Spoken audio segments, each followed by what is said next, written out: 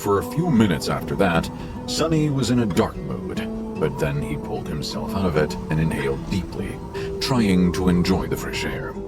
Indeed, air like that was hard to come by in the real world. Microdust and other pollutants make it rough and unpleasant, not to mention the general stench of the outskirts.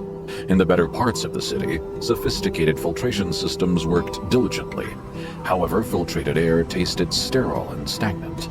Only the very rich had access to truly pleasant breathing.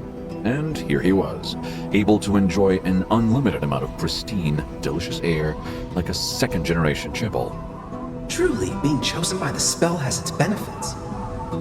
If only there was no dreadful cold. His feet did not ache, and his wrists and back were not in agony. The slave caravan slowly dragged itself up the mountain, with more and more slaves stumbling and periodically falling to the ground.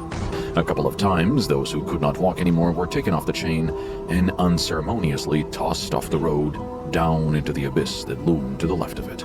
Sunny watched them fall with a bit of compassion. Poor fellows. Rest in peace, you pitiful souls. All in all, he was in good spirits. It was a bit strange to feel good amidst this disaster of a nightmare, but thankfully Sunny had time to prepare himself for this eventuality. When the symptoms of the spell first appeared, he did not handle it well. Dying before you turn even 17 was not something one could easily cope with.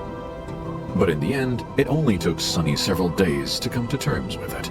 After visiting his parents' makeshift resting place, well, actually, since he was too poor to afford even the cheapest slot in the Remembrance facility, it was just 2 lines carved into an old tree and adding a 3rd line for himself. Sunny suddenly became relaxed and carefree. After all, he didn't have to worry about earning money, finding food, protecting himself, and planning for the future anymore. Once the worst that could happen had already happened, what else was there to fear? So, becoming a slave and slowly freezing to death was not that much of a shock. Besides, he knew that cold would not kill him, simply because he had already seen what fate was awaiting the caravan further up the mountain. The picture of piled bones littering the ground was still fresh in his mind.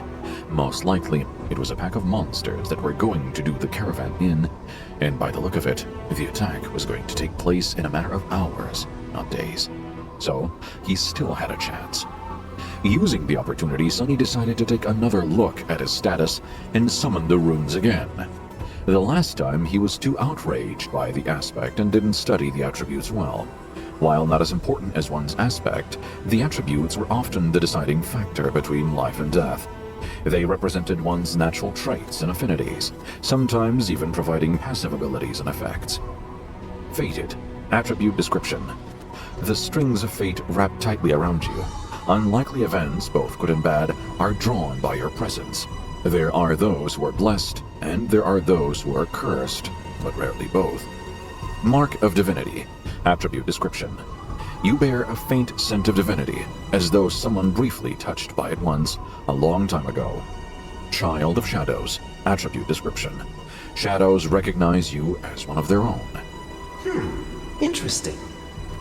Sunny quickly recognized the first attribute, Fated, as the main culprit of his predicament. At first glance, it seemed to indicate that he was destined for a certain fate, to die miserably and vanish without a trace, for example. But after reading the description, he realized that being fated actually just meant that improbable things had a higher chance of occurring when he was around. I guess this is how I managed to receive one of the super rare useless aspects. And a weird variant of it at that. If fated was his innate attribute, then the other 2 came from the temple slave aspect. Mark of divinity was more or less straightforward. It was supposed to allow passage into certain sacred places inside the dream realm and enhance several types of sorcery. Since there were no sacred places in sight, and Sunny's aspect had nothing to do with sorcery, it was useless too. Child of Shadows was a stranger one. He had never heard of it, and had no idea what it was supposed to do, at least not until the sun hid behind the mountain and the sky began to darken. To his surprise, Sunny found himself able to see perfectly in the darkness, as though it was still as bright as day. This ability alone was nothing to scoff at, and it was quite possible that Shadows would reward him with some other, yet unknown gifts. Finally, something good. I wonder if... Stop the caravan! Prepare to camp! Following the head soldier's order, The slave stopped and fell to the ground, shivering and exhausted.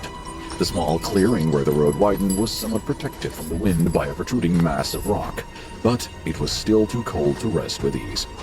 The soldiers got busy herding the slaves into a tight circle, forcing them to share warmth, and lighting up a large bonfire in the center of the camp, although not before tending to their horses. The heavy wagon carrying food, water, and other cargo, to which the main chain was firmly affixed, was pushed forward to block the wind. While looking around, Sonny noticed the younger soldier from before watching the mountain with a complicated look on his face.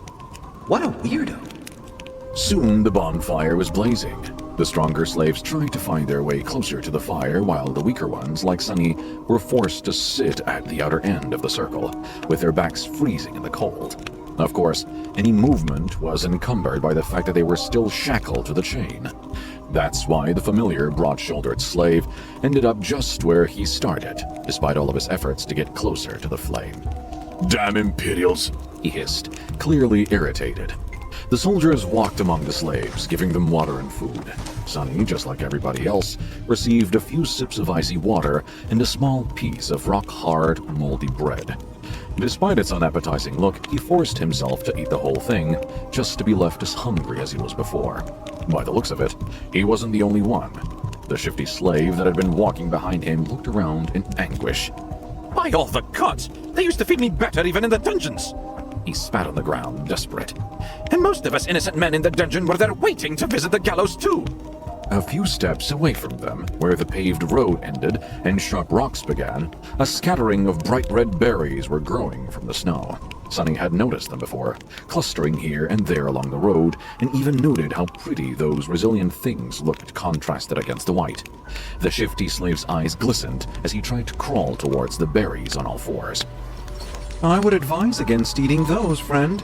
It was the gentle-voiced slave again. Sonny turned around and finally saw him in the flesh for the first time. He was a tall man in his 40s, lean and strangely handsome, with the dignified look of a scholar.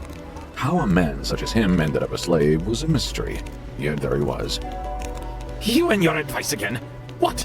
Why? The scholar smiled apologetically. These berries are called bloodbane. They grew in the places where human blood was spilled. That's why there's always a lot of them along the slave trade routes. So what? The older man sighed. Bloodbane is poisonous. A few berries might be enough to kill an adult man. Curses! The shifty slave flinched back and glared at the scholar. Sonny did not pay them a lot of attention, because while looking around, he finally recognized the site of the camp as the place where, in his vision at the start of the nightmare, the bones of the slaves were buried under the snow, and he was willing to bet that whatever it was that killed them all was going to happen soon. As if to answer his thoughts, a thundering noise rang from above, and in the next second, something massive came crashing from the sky.